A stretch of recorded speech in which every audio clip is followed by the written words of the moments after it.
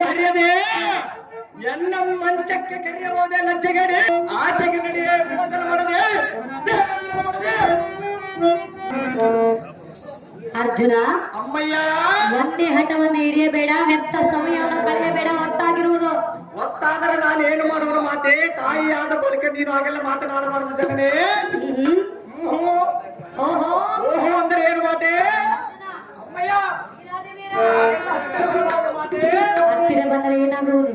ಹಾಗೆಲ್ಲ ಮಾತನಾಡಬಾರದು ಜನನೇ. ಹತ್ತಿರ ಬಂದರೆ ಏನಾಗುವುದು? ಹತ್ತಿರ ಬಂದರೆ ಸಜ್ಜನರು ಕೂಡ ನನ್ನ ವತ್ಸಲಾರನು ಜನನೇ.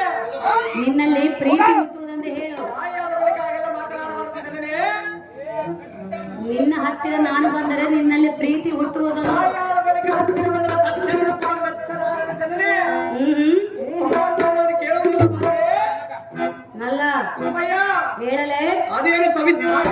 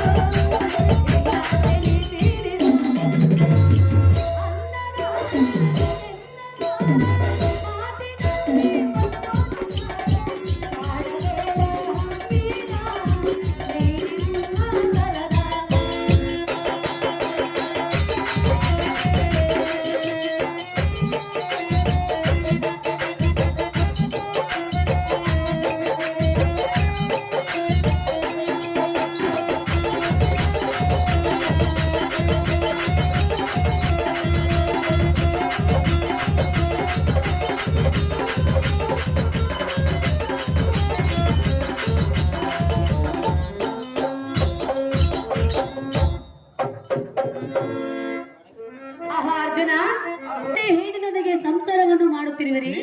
ನನ್ನನ್ನು ಈಗ ಕೂಡು ಎಂದು ಹೇಳಿದರೆ ಜನರು ನಗುವರು, ನನಗೆ ಅಪನಿಂದಿ ಬರುವುದೆಂದು ಇಲ್ಲ ಸಲದ ಮಾತನ್ನು ಹೇಳ್ತಿರುವಿಯ. ನೀನು ತಪ್ಪು ತಿಳಿದಿರುವ ಮಾತೆ. ಅದ್ಯಾವುದನ್ನು ಇರಲಿ, ನಿನ್ನ ಆಟವನ್ನು ಬಿಡು. ಈಗ ಎನ್ನ ಮಾತನ್ನು ಕೇಳು. ಎನ್ನ ಆಸೆಯನ್ನು ಪೂರೈಸರನ್ನ ಬುದ್ಧಿ ಸಂಪನ್ನ. ಮನಗಾಟಕ್ಕೆ ನೀನು ಒಂದು ಕ್ಷಣ ಮಾತ್ರ ನಿನ್ನ ಎದುರಿಗೆ ನಿಲ್ಲುವುದಿಲ್ಲ ಕಂಡಿಯಾ?